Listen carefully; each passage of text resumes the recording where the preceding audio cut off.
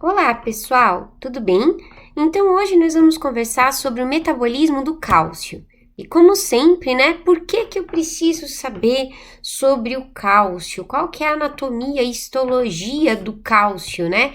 É uma pergunta mais difícil de fazer essa, né? Enquanto que para hormônios tireoidianos a gente tinha, assim, tireoide, né? Para cálcio, como que é a história? Bom, vamos começar explicando a importância da regulação do cálcio, aonde que o cálcio se insere no nosso corpo.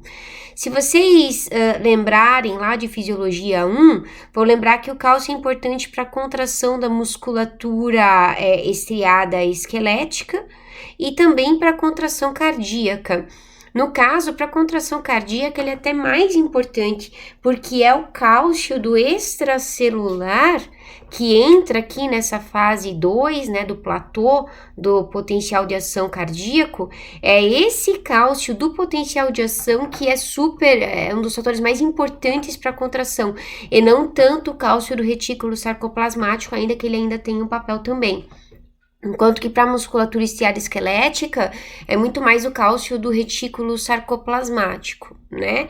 Então, se você tiver um problema de regulação do cálcio no sangue, você pode fazer arritmias cardíacas. E outro ponto também que pode acontecer é uma alteração da excitabilidade dos nervos. Então, é interessante que, assim, o cálcio mais alto diminui a excitabilidade e o cálcio mais baixo aumenta a excitabilidade. Então, se você tiver o cálcio muito baixo, você pode aumentar a excitabilidade dos nervos e fazer, por exemplo, tetania, contrações musculares involuntárias. Agora, repare que até tô falando que a tetania acontece por causa do problema do nervo e não tão diretamente assim da fibra muscular esquelética, tá? E, inclusive, você pode chegar, por causa dessa hiperexcitabilidade, a ter convulsões. Então, cálcio muito baixo no sangue pode alterar nossa excitabilidade nervosa, gerando convulsões e tetania. Ao contrário, o cálcio muito alto pode diminuir a excitabilidade nervosa e causar, por exemplo, fraqueza muscular e rebaixamento do nível de consciência. Tem que ser um cálcio muito alto para chegar a gerar coma, assim, sabe? Isso é mais difícil, mas a pessoa pode ficar com lentificação, tudo bem? Então, essa é a importância da regulação correta do cálcio, principalmente coração e inervação. E é tão importante ter essa regulação correta que a faixa do cálcio normal no sangue é super estreita. Olha, quando a gente vai considerar em milimols por litro, a faixa do normal é entre 2 e 4 e 3. Olha só que estreitinho. Quando a gente fala em cálcio total, daí é 2 miligramas por decilitro a faixa, então bem estreitinho. E a regulação do cálcio é intimamente ligada ao fósforo, por isso que a gente acaba precisando falar dos dois para entender de maneira correta.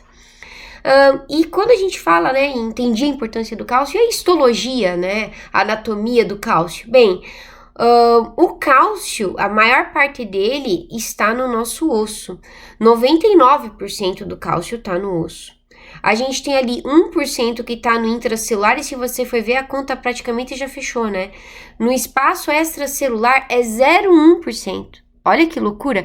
É esse 0,1% aqui que você tem que regular de maneira super eficaz para não gerar aqueles problemas de coração e de nervo que a gente estava falando, certo? Quando a gente fala em fósforo, 85% está no osso, 14% no intracelular, até porque a gente tem o ATP, né, e enfim, outras moléculas com fósforo, e no sangue é menos de 1%, mas mesmo assim, em questão de porcentagem, é bem mais do que o cálcio, né, porque a gente tem lá até o tampão de fósforo, tudo isso no nosso sangue. Muito bem, agora olhando mais de perto o cálcio e o fósforo no espaço extracelular, que é, né, realmente muito importante para a regulação de coração e nervo, do cálcio então que a gente tem no plasma, que é mais ou menos 2,4 milimols por litro, Esse cálcio a gente tem 41% ligado às proteínas, 9% ligado a outros tipos de ânions e 50% só na faixa ionizada. É esse o cálcio que é ativo, esse cálcio ionizado. Então, reparem que a nossa faixa já era estreita, né? Entre 2,4 e 3 milimols por litro, só metade ainda por cima desse cálcio é que realmente é ativo. Então, de forma relevante para a ação do corpo, 1,2 milimols no plasma e no espaço intercelular. Quanto ao fósforo, a gente tem basicamente duas formas, né? O HPO4-2 e o H2PO4-, o que dá um total de mais ou menos 3 a 4 miligramas por decilitro de fósforo no nosso plasma. É bastante, né? E quanto ao osso, né, que então realmente é o que mais tem cálcio e fósforo, né? Então, no osso, onde está esse cálcio? Bem, vamos lembrar que o osso é formado em 30% por matriz e 70% por sais. Então, essa matriz, a maior parte dela é formada por fibras colágenas e tem mais 5% que é de substância fundamental, que é basicamente proteoglicanas, que é a condroitina e o ácido hialurônico. Se vocês tiverem familiar que tem artrose, elas provavelmente conhecem a condroitina e o ácido hialurônico, eles têm muito a ver com cartilagem e com osso. E o objetivo dessa matriz é dar força têncil, porque se o seu osso fosse formado apenas por sal, ele seria como se fosse um giz, e a hora que você apertasse ele quebraria, certo? Então, apesar de só 30% ser matriz, é isso que evita que você quebre o seu osso como um giz. Bem, mas agora é muito importante que a gente tenha os sais, senão o nosso osso seria extremamente mole, né? Seria muito parecido com uma cartilagem. Então, 70% é sais, dos quais o predominante é a hidroxiapatita, que é um sal bastante complexo, formado por cálcio e fósforo, basicamente. Existem outros íons também, como magnésio, sódio, potássio e carbonato, mas acredita-se que eles estejam, via de regra, conjugados a essa hidroxiapatita. E então o sal dá a força compressiva. Se a gente olhar, então, histologicamente, a gente tem aqui osteócito, osteoclasto, a matriz óssea que é formada pelo osteoblasto e a hora que ele fica todo envolto pela matriz, ele se torna o osteócito, né? A matriz óssea recém-formada é chamada de osteoide, e na medida então em que o sal é depositado, né, que é depois que você coloca a matriz óssea aqui, você vai ter no depósito de sal, que você tem então o mesênquima, né, que é a matriz óssea já com sal. E o osteoclasto é uma célula multinucleada que está o tempo inteiro reabsorvendo o osso, promovendo aí uma remodelação constante do nosso osso, na medida em que ele destrói e o osteoblasto vai voltando a construir, certo? Muito bem. Então, isso posto, se a gente está falando, né, que a gente tem no osso um monte de cálcio ligado a fósforo, primeira pergunta interessante é, por que o cálcio não se une ao fósforo e faz precipitação de hidroxiapatita em outros tecidos, ou mesmo assim, principalmente no sangue, né? Pô, lá no sangue eu tenho cálcio, eu tenho fósforo. Por que não deposita, né? Porque vocês têm inibidores dessa precipitação no nosso plasma. Um importante é o pirofosfato. Então, o pirofosfato vai lá e inibe a ligação de cálcio ao fósforo. Mas, em algumas doenças, esses inibidores vão diminuindo e desaparecendo progressivamente e você tem sim o depósito de cálcio. Um exemplo disso é a aterosclerose. Então, olhem aqui a aorta desse paciente, a quantidade de cálcio aqui bem branquinho, né? Igual o osso externo, ó, no corte transversal e aqui no corte longitudinal. Então, não é que não haja precipitação de cálcio nos tecidos. Existe, mas aí geralmente isso é no contexto de doença, ok? Muito bem. Então, como a gente estava falando aqui do osteoblasto e da matriz não formada, é isso que forma a matriz, né? E o osteócito é quando a gente já tá com a matriz toda circundando o que era antes o osteoblasto. Quanto à deposição dos sais, né, que acontece depois que você forma a matriz, você não começa já depositando hidroxiapatita, porque esse aqui é um complexo bem complexo, né? Então, você começa com cristais menos complicados, como eu nunca sei dizer o nome certinho, desculpa, mas um cristal formado apenas por HPO4 com uma molécula de cálcio. Na sequência, você começa a ligar 3 moléculas de cálcio, e aí depois você vai se convertendo isso em hidroxiapatita. Então, a gente chama genericamente esses sais menos complexos de cálcio de compostos amorfos. E por que eu tô falando nesses compostos amorfos? É só para estourar a cabeça de vocês? Não. É porque como esses compostos amorfos de cálcio, eles estão o tempo inteiro, né, sendo depositados na medida em que você tem nova matriz sendo formada, você tem um cristal que é bem menos complexo do que a hidroxiapatita para estar fornecendo cálcio para o seu sangue, entendeu? Então, você não vai direto, assim, hidroxiapatita vai para o sangue. Não, você acaba passando por esses compostos amorfos nesse meio de caminho, tanto para deposição quanto para saída, para que esse cálcio aqui seja mais rapidamente trocado com o extracelular. E o nome desse cálcio é cálcio intercambiável, ok? Então, o cálcio dos compostos amorfos é o cálcio intercambiável, que entra em equilíbrio muito fácil com a circulação sanguínea, ok? Então, se a gente tem em torno de 4% da superfície óssea em adulto com esse osso neoformado, a gente consegue ter uma troca de cálcio intercambiável bem legal, bem interessante. E o osteoclasto, como a gente tinha falado, né, fagócitos multinucleados, chega a ter 50 núcleos, eles vêm dos monócitos, que vem da medula óssea, eles ficam ativos em menos de 1% da superfície óssea do adulto, mas, né, isso acaba promovendo a reabsorção, e essa reabsorção acontece por enzimas proteolíticas que eles vão liberando e vai digerindo e dissolvendo a matriz, né? E esses ácidos, além de destruir a matriz de colágeno e tal, também vai destruindo os sais, né? O hidroxiapatita e os compostos amorfos. Então, isso aqui também vai liberando cálcio aos poucos no sangue. Então, é agora nisso que a gente vai começar a ir se aprofundando em como que o corpo vai fazendo essa regulação, tá? Vamos primeiro só entender o contexto geral para depois aprofundar.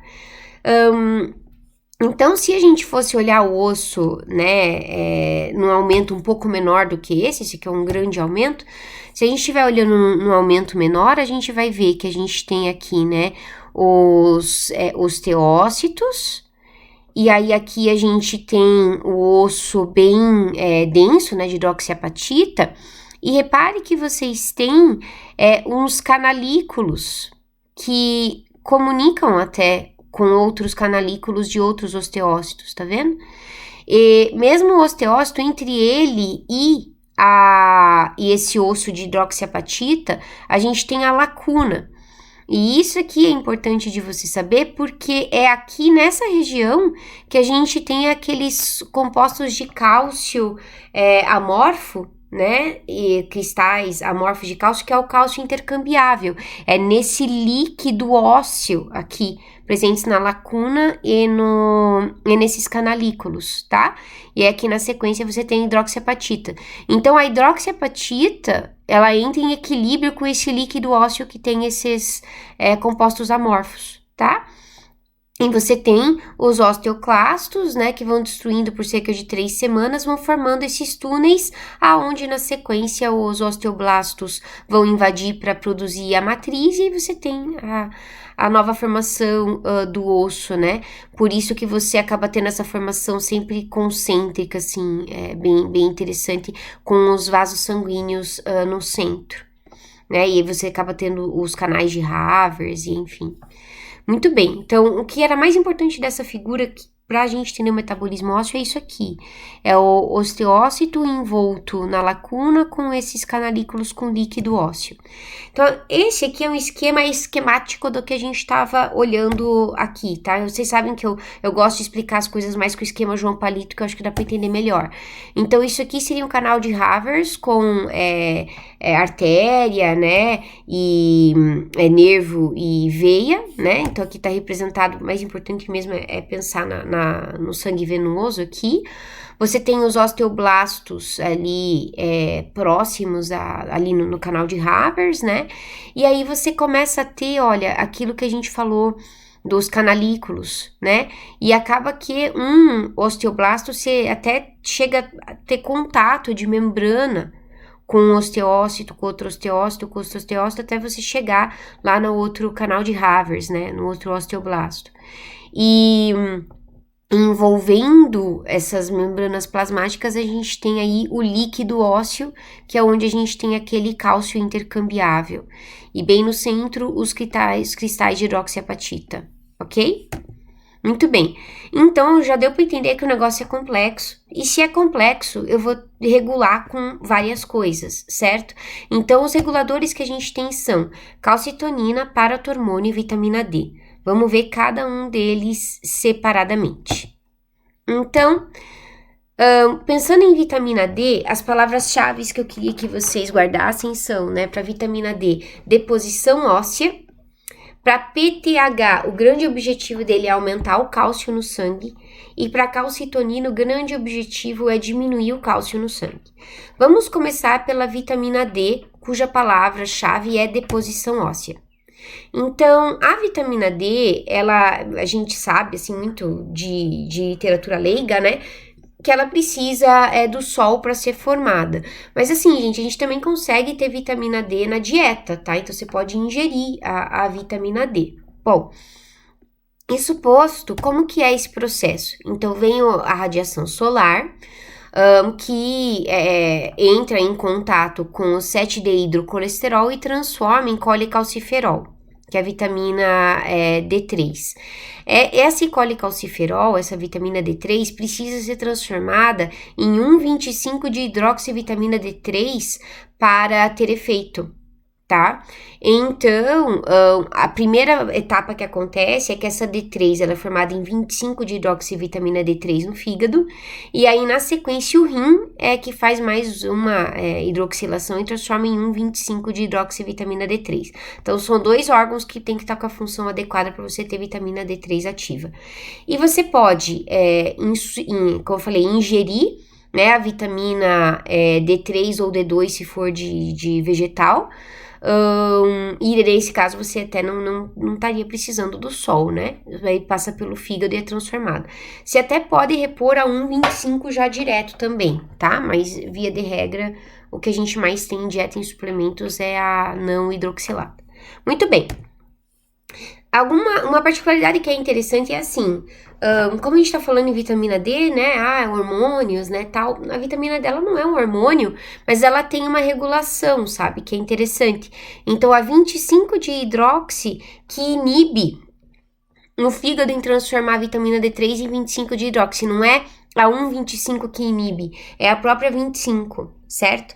E isso é uma coisa interessante por quê, né? Porque daí se você ingerir muita vitamina D, você não vai ter excesso, porque é o próprio fígado que estoca. Então, o fígado, ao invés de transformar em 25, ele mesmo já estoca e daí, quando for necessário, transforma em 25 e manda pro rim, ok? Bem legalzinho isso. E outro ponto interessante é que, apesar de a gente estar falando da vitamina D nesse momento, na ausência de PTH, o rim não consegue transformar a 25 em 1,25 de hidroxivitamina D. Então, você não tem a forma ativa da vitamina D se você não tiver PTH. Já vai ficando claro que o PTH deve ser realmente muito importante, né, para a regulação do metabolismo ósseo.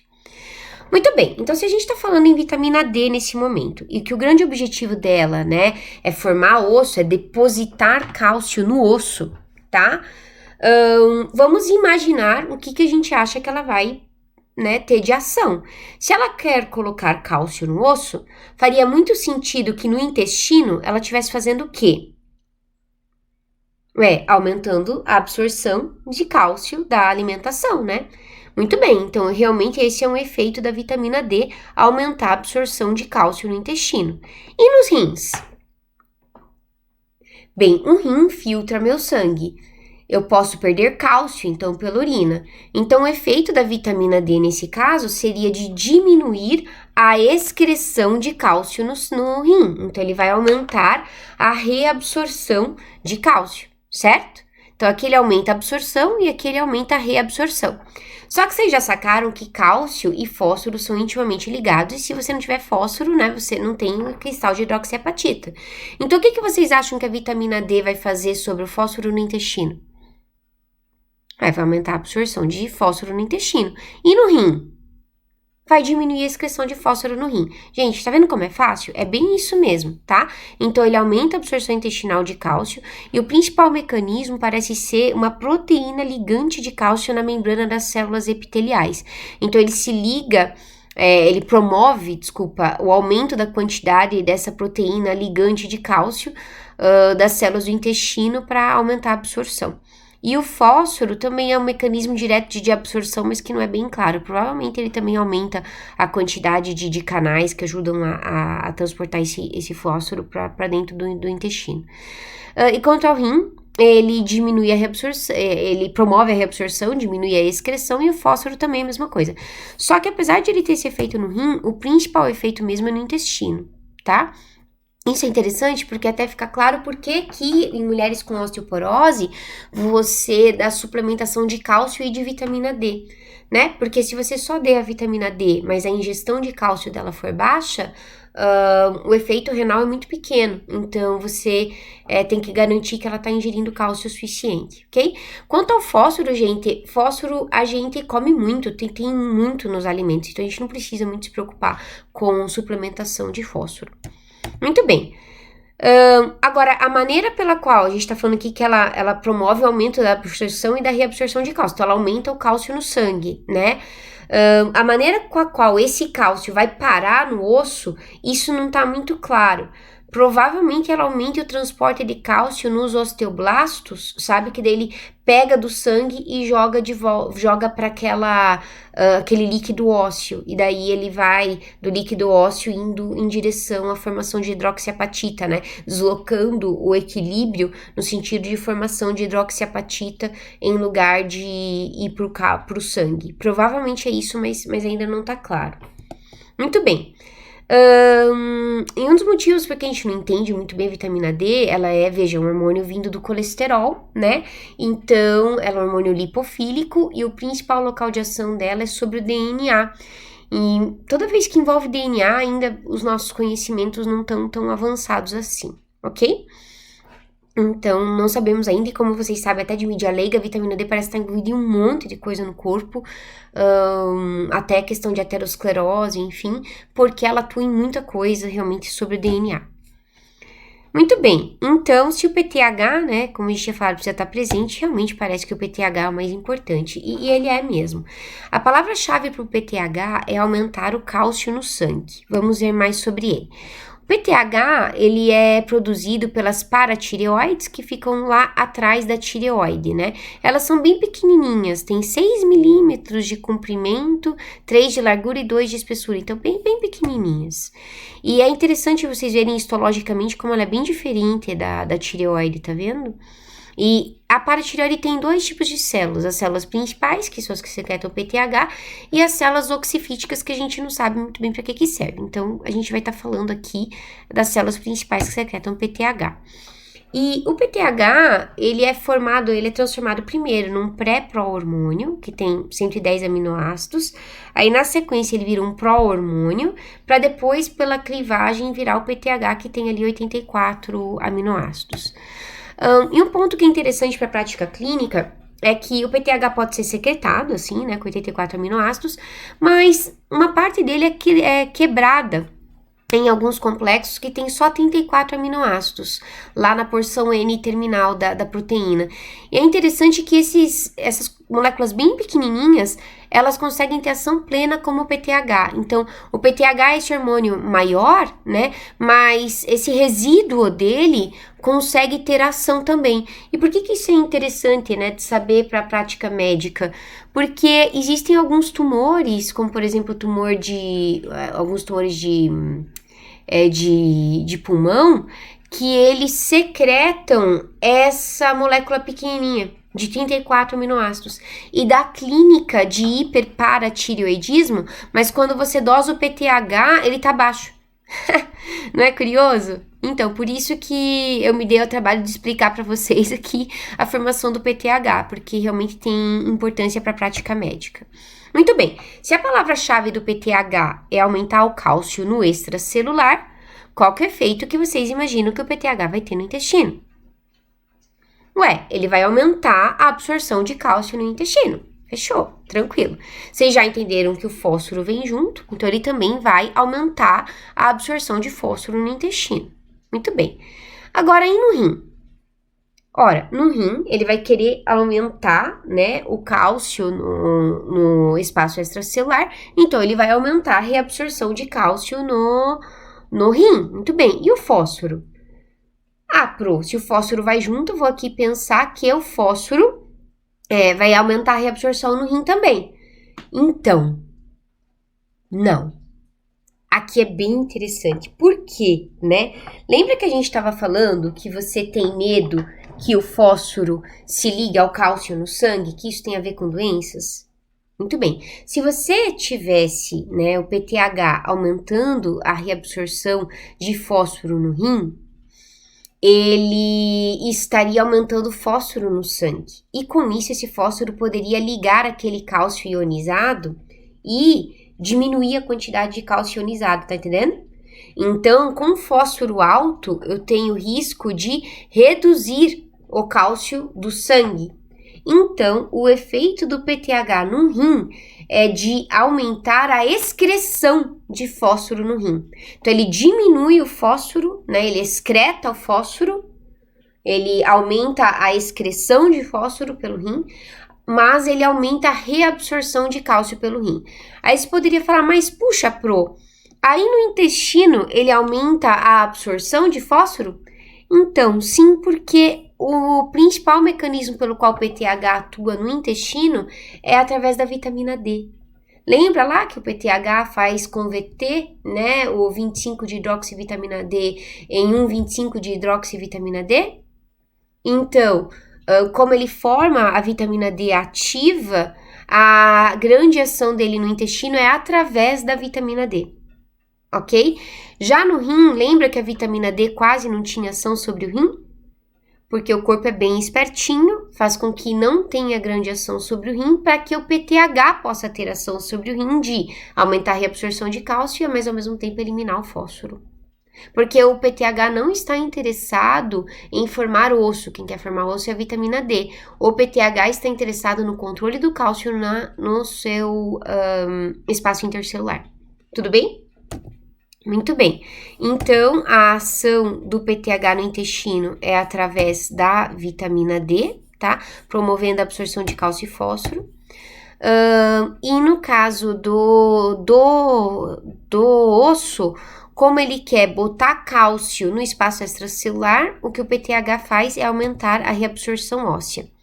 Então, se a gente está querendo, né, que o PTH promova a ida de cálcio para o sangue, né, a reabsorção óssea, qual dessas células vocês acham que o PTH vai atuar?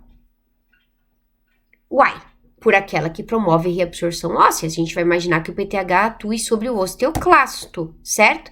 Muito bem, só que essa ação não é de maneira direta, porque os osteoclastos são monócitos que não têm receptor para o PTH. Quem tem receptor para o PTH são os osteoblastos e os osteócitos. Então, o que acontece é uma relação indireta aí, através de ligante Rank. Puxa vida, complicou minha vida. Calma. Vocês vão ver que não é tão difícil. É assim, ó. Desenho João Palito. Eu tenho aqui um osteoblasto, tá? E aqui eu tenho os precursores de osteoclastos, que vieram lá dos monócitos, tá? Muito bem. Então, o PTH é esse triangulinho aqui. Quando o PTH se liga no receptor de PTH do osteoblasto, tá? Ele faz com que o receptor Rank do osteoclasto se ligue ao ligante do receptor Rank no osteoblasto. E essa ligação é que faz com que os osteoclastos, os precursores se juntem e formem os osteoclastos. Tudo bem? Então, vou repetir. Ligação do PTH ao osteoblasto faz você ter ligante Rank, que vai ligar no Rank que tá lá no osteoclasto, e aí você, no precursor de osteoclasto, vai formar o osteoclasto. Isso é interessante porque existe uma molécula chamada osteoprotegerina. Osteoprotegerina, o que você acha que é o efeito dela sobre o osso? É de proteger o osso. Muito bem. Então, se ela vai querer proteger o osso, ela vai querer que não forme o osteoclasto. Então, ela muito espertinha, ela se liga no ligante Rank. E ao se ligar no ligante Rank, o Rank não consegue ligar e você não forma o osteoclasto. Tudo bem? Prof, como ficou complicado? Quantas moléculas? Então, tem uma maneira de tentar lembrar que talvez ajude. O ligante Rank é como se fosse o gatinho do Pepe Le Pew, que quer ligar, ele quer ligar, e em ligando, ele quer que o osso seja destruído, porque ele é afoito, entendeu? Já o Pepe Le Pew é a osteoprotegerina. Venha cá, ligue em mim, ligante. Já que você quer ligar em alguém, ligue em mim. E ele é calmo, ele não vai querer destruir nada. Não sei se ajuda, mas foi uma tentativa. E a osteoprotegerina, é interessante vocês saberem que ela existe porque o estrogênio na mulher promove a liberação de osteoprotegerina. Então, um dos principais mecanismos pelo qual a mulher desenvolve a osteoporose quando faz a menopausa é porque diminui a quantidade de osteoprotegerina, o que faz com que o ligante Rank fique solto. E o ligante Rank, ele é afoito, ele vai lá e ativa a formação de osteoclastos, certo? Através de uma ação indireta nos osteoblastos, né? O ligante Rank está nos osteoblastos, ele liga no Rank que está nos precursores de osteoclastos, ok? E é isso aí. Agora, já deu para perceber que esse processo demora muitos dias, né? Porque você tem que estar lá secretando coisas, tal, para destruir a matriz óssea, lá.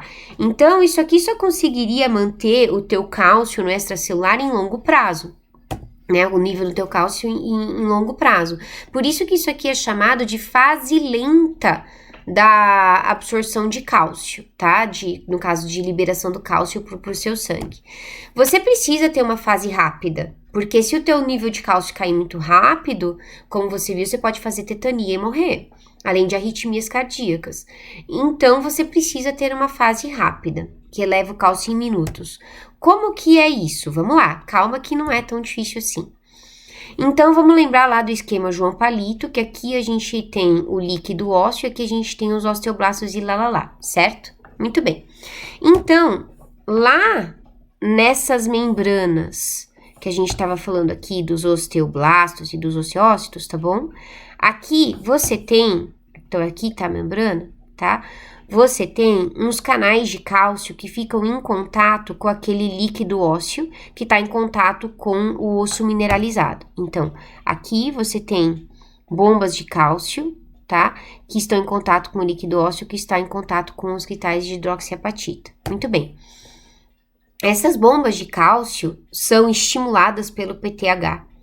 Então, essas bombas acabam fazendo com que o cálcio do líquido ósseo entre para o intracelular ali dos osteócitos e osteoblastos, e na sequência isso aqui vai parar no espaço extracelular aqui, para ir para o vaso sanguíneo, tá? Esse transporte desse osteócito para este osteoblasto até do osteoblasto para chegar aqui, isso aqui não é inteiramente compreendido. A bomba que eu tô falando de cálcio tá aqui, tá? Aqui entre o líquido ósseo e essas membranas, tá? Muito bem. Então, o PTH vai fazer com que você, né, vá tirando o cálcio desse líquido ósseo e do osso mineralizado, vai pro intracelular e na sequência isso aqui vai pro espaço extracelular, pro nosso sangue, ok? Essa aqui é a troca rápida de cálcio, em que você vem cálcio daqui para cá, pro sangue. Na sequência, os cristais de hidroxiapatita vão entrando em equilíbrio com esse líquido ósseo, tá? E eles acabam indo formar mais cálcio dentro desses cristais amorfos, tá ok? Então, essa é a fase rápida. Agora, repare que se a gente tá falando aqui em bomba de cálcio e esse equilíbrio e tal, existe uma troca livre de cálcio entre o osso e o espaço extracelular, tá? Não é que isso, na ausência de PTH, esse processo não acontece. Não, o PTH só estimula que ele acontece de maneira mais rápida. O nome desse processo acontecendo de maneira lenta e independente do PTH é chamado de tamponamento do cálcio. Então, repito, na ausência de PTH, o teu cálcio no sangue não vai ficar zero, tá? Ele vai cair, de fato, vai cair bem devagarinho. Então, por isso que é muito difícil você chegar a ver pacientes com clínica de tetania, entendeu? Porque é difícil o cálcio cair tanto assim, certo? Ele geralmente começa a fazer só umas clínicas de fasciculação, o paciente já acha esquisito, vai no médico, o médico dosa o cálcio, e antes que o cálcio chegue a níveis tão críticos, né, como você tem esse tamponamento do cálcio, você já consegue diagnosticar, certo? Até porque você pensa, você tem 4 paratireoides. Para você conseguir fazer deficiência de PTH pelas 4 paratireoides, bicho, não é fácil. Muitas vezes isso acontece dentro do contexto de pós-operatório, de tireoidectomia, em que o médico inadvertidamente retirou paratireoides e sobrou uma só, por exemplo, certo? Porque para tirar as 4 também, pelo amor de Deus, né? Então, é por isso que é tão incomum. Mas a lógica é essa, bem bacana. Então, esse é o tamponamento do cálcio. Repare, então, que o PTH estimula a reabsorção de cálcio pelas 2 vias, pela via lenta e pela via rápida. A via lenta é aquela que envolve a ativação dos osteoclastos, que é de maneira indireta, através, na verdade, do estímulo de osteócitos e osteoblastos, aumentando o seu ligante Rank, né? E, nesse caso aqui, você tem reabsorção tanto da matriz quanto do osso já, né? Que você tem osteoclasto absorvendo tudo. Já na fase rápida, como você ativa as bombas de cálcio na membrana osteocítica, o nome desse processo é chamado de osteólise, você não tem reabsorção da matriz do osso, né? É só do cálcio. Ó, que bonitinho, que interessante. Muito bem. Então, ficou claro como que o PTH atua no osso, né? Fase lenta por osteoclastos e fase rápida pela osteólise. E no caso do rim, que a gente estava falando que ele aumenta a reabsorção de cálcio, isso aqui vai acontecer pela sua ação lá na alça de Henle, na parte do ramo espesso da alça de Henle e também no túbulo contorcido distal. Quando a gente estiver em nefro, isso vai ficar mais claro para vocês, tá? E quanto ao fósforo, como a gente estava falando, no intestino ele acaba aumentando a absorção de fósforo porque esse é feito através de vitamina D, mas no rim o que ele faz é excretar fósforo e também isso vai ficar mais claro quando a gente estiver nas aulas de nefro, ok? Então, ação final. Aumenta o cálcio extracelular e diminui o fósforo extracelular, certo? Então, se a gente tá falando que essas são as palavras-chave, vamos imaginar o controle, né? Porque o da vitamina D já ficou claro que o controle é por feedback negativo da vitamina D no próprio fígado. No caso do PTH, quem vocês acham que regula o PTH? Cara, é o cálcio. Entendeu? Porque o grande estímulo é o cálcio. Então, se o cálcio é baixo, você vai ter estímulo para secreção de PTH e acabou. Ah, prof, e o fósforo? O PTH, ele pode ser aumentado em situação de hiperfosfatemia, mas o grande negócio dele mesmo é a questão do cálcio. Geralmente, o que acontece é que quando você está com fósforo alto, o fósforo se liga no cálcio do sangue, o que abaixa o cálcio iônico e isso aumenta o PTH. Geralmente é muito mais por essa via, tá? Então, cálcio. Muito bem. E aí, só faltou a calcitonina. A palavra-chave da calcitonina é diminuir o cálcio do extracelular. E a calcitonina, ela é produzida lá na tireoide, né? Lá pela célula C, de calcitonina. É menos de 0,1% da célula tireoide, então bem pouquinho. A quantidade de calcitonina que a gente tem no corpo é bem pouquinho, tá? Mas se você tá pensando que ela quer diminuir o cálcio do extracelular, vai ser aquela lógica, né? No intestino, o que ela vai fazer? Vai diminuir a absorção de cálcio no intestino. E no rim? vai aumentar a excreção de cálcio no rim.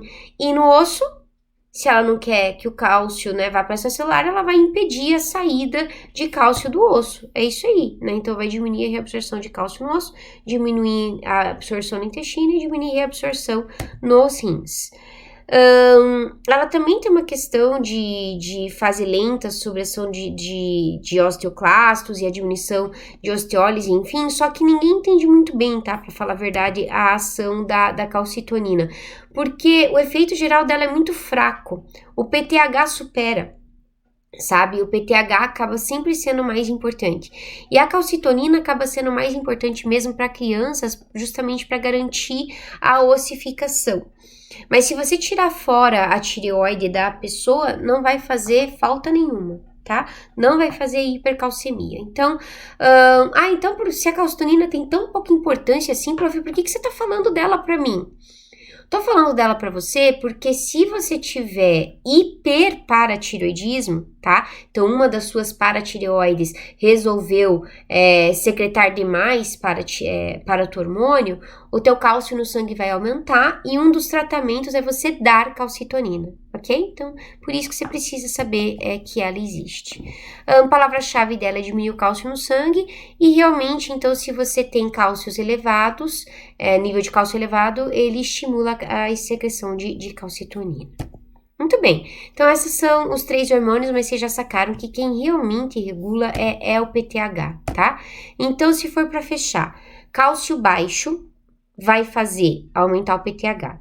Aumentou o PTH, ele vai fazer a osteólise e também a fase lenta, que é através de osteoclastos, certo? Para ir voltando a aumentar o cálcio do sangue. Em paralelo, ele também vai aumentar a reabsorção de cálcio pelos rins por ação direta e ele vai atuar no intestino através da vitamina D, né, ao transformar 25 hidroxivitamina D em 1,25 de hidroxivitamina D, fazendo então a absorção intestinal de cálcio e de fósforo. Isso, por si só, acaba estimulando a deposição de cálcio nos ossos e a reabsorção de cálcio pelos rins pela vitamina D. Porque assim, você começou a aumentar cálcio no extracelular, a vitamina D ajuda a botar no osso também, por mais que o PTH estimule os osteoclastos, vocês viram que é 1% só do osso que tá lá em reabsorção, certo? Então, se você tiver com vitamina D, a soma total acaba sendo de formação de osso, mas somado a isso, além de você ter a formação de osso, você ainda consegue manter teu nível de cálcio no sangue legal por causa de todos os outros efeitos do paratormônio. Show, né?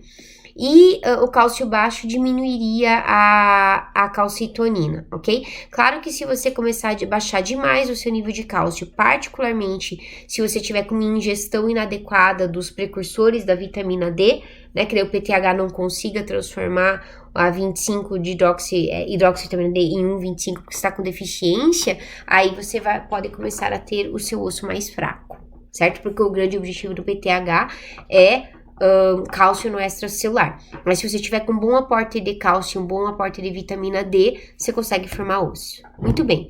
E lembrando ainda que você tem o tamponamento do cálcio que acaba, né, botando cálcio pro osso ou cálcio pro extracelular, a dependendo da quantidade de cálcio que você tem no sangue, né? E só para vocês terem uma ideia, eu achei interessante isso, no sangue a gente tem 1 grama de cálcio, nesses cristais amorfos, tá? Fazendo esse tamponamento e também essa troca rápida estimulada pelo PTH, a gente tem 10 gramas de cálcio. Então, tipo assim, cara, é muito estoque de cálcio, sabe? E nas mitocôndrias e no fígado, você tem mais um pouquinho, mais 10 gramas, que também consegue fazer aí um cálcio intercambiável se você precisar, tá? Muito bem. Se o cálcio aumentar, você vai reduzir o PTH, né? E o efeito dele acaba sendo assim, né? Como ele vai parar de retirar cálcio do osso, com isso você já não vai ter cálcio indo pro espaço extracelular. E eu sei que parece pouco, mas por causa do tamponamento do cálcio, se o cálcio tá alto, né, no extracelular e o PTH não tá atuando sobre as bombas de cálcio, já vai ficar um natural de formação de osso. ok? E em teoria também isso aqui aumentaria a calcitonina, né, para fazer a deposição, mas isso aqui é mais importante em criança. Em adulto, isso não tem efeito, ok? E é isso, pessoal. Eu sei que é um pouquinho complexo, mas estudem, reforcem que entra. E confesso que no Guyton a explicação tá um pouco incompleta e um pouco confusa. Mas o Guyton é a nossa grande fonte. Complementem o Guyton com a nossa explicação daqui, que eu acho que dá para entender bem. Tá legal? Beijão, pessoal!